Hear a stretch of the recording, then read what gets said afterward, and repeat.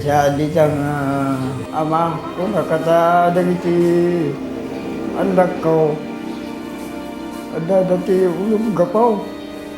Siyempre, umadumot ang nadarong hingga pa ng diyembe. Nabaybay ang dakas siya.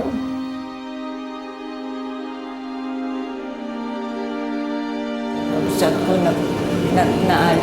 natay da amin sisya ko ti anda. Nabag ko na ito yung organisasyon. Nagpakasi ako na. Umayabot ko na dito. Di siya atandang tuyan. Ang mga problema pagdakaw.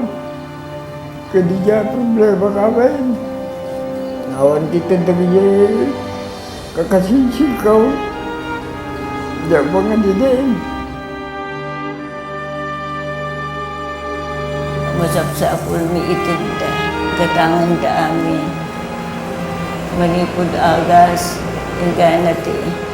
Smallest nga mo sa apul mi. Barbaran mo aglaylayon dati nga kana project na ta ado pala matulungan na kas kada tao.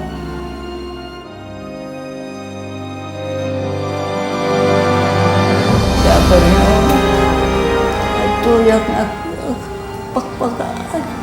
Agdawat ito kaasin yung itutuloy mo kumati.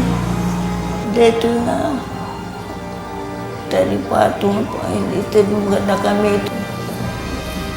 Yamalik una ito may saak na inalada dito. Kaya sapay gumagabernod. At ang tabayan na tayo gumapadapala ti Apo. Nararunod ng kakandi pamilya. So nga siya tunay natin ang programa bro. Sa pagyaman ng kaunay.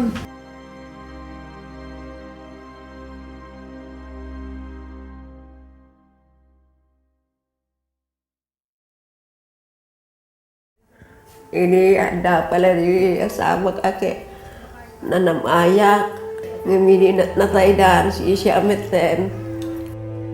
Data kasinsin ko to Santo Domingo may nakinala ala ekta siya timang sustentar kanya anak nana ke pagarup ko may nukwa si murutak ngayon handa may gayam nga na siya nagkakabalayaw may tonos da. Napalalo ngayon yaman ko ako no siya lang nga may isa ata ada nang sagip kanya tikwa kinamaribrigat ko dari no better dan humpunan ang imay niyang aron kanugya anak di jay kawamit timang taripato kanya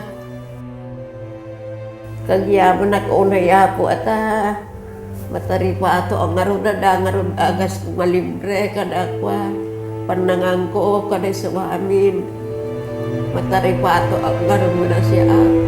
Apo gobernador, ang yanak kalunay apag yamanak ti kanda ditoy. Panagbalay taripato. Sapay kumaabot tadi ka mga remedyo ti pagtaraon mi kada sa amin.